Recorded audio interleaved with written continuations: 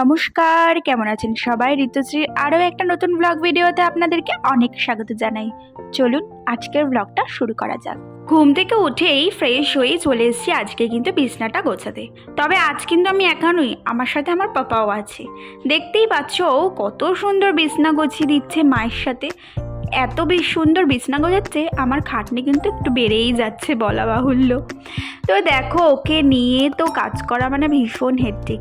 মা আছে বলে এই যাত্রায় বেঁচে গেলাম বলতেই পারো। তবে মা না থাকলে যে কি হতো, মানে আমার বাপের বাড়িটা এত কাছাকাছি না হলে যে আমার কি হতো আমি সত্যিই জানি না। যাই হোক, মা আছে বলেই হয়তো, ছেলেকে ধরে বলেই হয়তো আমি সংসারের এতগুলো কাজ এত নিট অ্যান্ড ক্লিনভাবে করতে পারি, নয়তো একটু অসুবিধা হতোই। তো যাই হোক, এখানে সকালে বিছনা গুছিয়ে ওয়ার্ড্রপটা আজকে একটু পরিষ্কার করে নিলাম। আর এই সেলফটা কিন্তু আমি বেশ কয়েকটা দিন পরপরই বলতে পারো পরিষ্কার করি। এইদিকে তাকিয়েই মনে হলো সেলফটা আবার একটু নোংরা হয়েছে। ওই ধরো পুজোর আগে একবার পরিষ্কার করে নিয়েছিলাম, মানে বিশ্বকর্মা পুজোর পরের দিনকেই পরিষ্কার করেছিলাম। তো এখন অনেকটা দিনই হয়ে গেছে, এক মাসের কাছাকাছি, তার জন্য আবার পরিষ্কার করে নিলাম আজকে। তবে খুব একটা নোংরা পড়ে না এই দিকটায়, কিন্তু তাও মাঝে মাঝে পরিষ্কার করে নেওয়াটা উচিত। তারপর তো ঘরটা ঝাড় দিয়ে দিচ্ছি। আর বিছনার তলা থেকে যখনই আমি ঝাড় দেবো কিছু না কিছু বেরোবেই। তো আজকেও বেরোলো ছেলের একটা খেলনা, আর হঠাৎ করে কোথা দিয়ে একটা প্লাস্টিক। যাই হোক, তো এগুলো বেরোলো, এগুলোকে তো পরিষ্কার করে নেবই। আর দেখো, ঘরটা খুব ভালো করে ঝাড় দিয়ে নিচ্ছি। আর বাইরে দেখতে পাচ্ছ কি রোদ, কিন্তু আমার কিন্তু এই রোদটা বেশ ভালো লাগে। তার কেন বলো তো, আমি বলেছি না, রোদ উঠলে আমার কাজের এনার্জি দ্বিগুণ হয়ে যায়। মানে সবাই বলে গরম লাগছে গরম লাগছে, অস্থির করছে, কিন্তু আমার কিন্তু রোদ উঠলে মনে হয় যেন কাজে আমার প্রচুর এনার্জি, মানে এইবার আমি সব কাজ করে ফেলতে পারবো, এরম একটা ব্যাপার। কিন্তু রোদ না থেকে যদি বৃষ্টি হয়, মেঘলা ওয়েদার, আমার খুব ল্যাদ লাগে।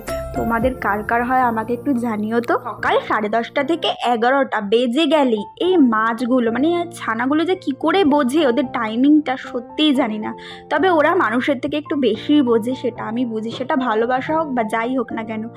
তো মানুষের জন্য তো তুমি যতই করো না কেন, তাদের মন কোনো দিনই পাওয়া যায় না। মানে কিছু কিছু লোক আছে, মানে তাদের জন্য তুমি যতই করো, মন থেকে করো, ভালোবেসে করো, মানে তাদের কাছে ভালোবাসা ইমোশনের তো কোনো দামই নেই। তো যাই হোক, এইসব কথা বাদই দিই। তো দেখো এখানে ওরা যে কি করে বোঝে বুঝি না। ওরা মানে যখনই এই টাইমটা ওদের দিকে তাকাই, দেখি যে একদম মানে আমি যেদিকে মুভ করবো ওরাও সেদিকে মুভ করবে। তো তখনই আমি মনে পড়ে যায়, না ওদের খিদা পেয়েছে, এবার ওদেরকে খাবারটা দিতে হবে। তো সকালে রান্নাবান্না সব সেরে দেখো গ্যাস ওভেনটা খুব ভালো করে মেজে মুছে টুছে নিলাম।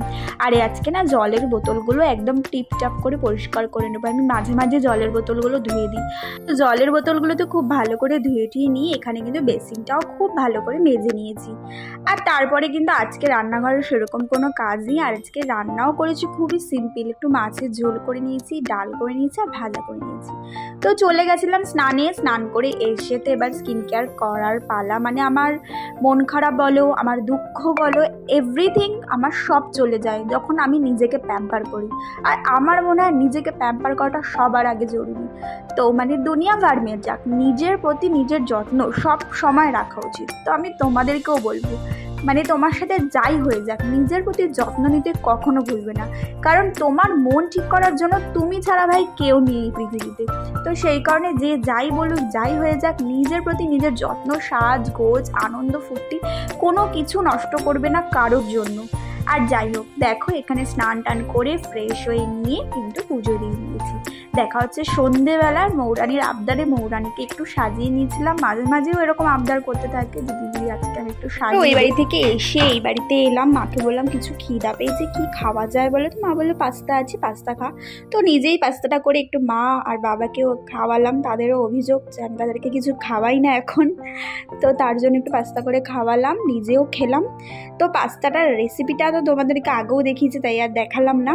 আর তারপরে দেখো এই শিম্পাঞ্জিটা জানো তো আমার ছিল ছোটোবেলা, মা আর বাবা আমায় কিনে দিয়েছিল হাতিবাগান থেকে।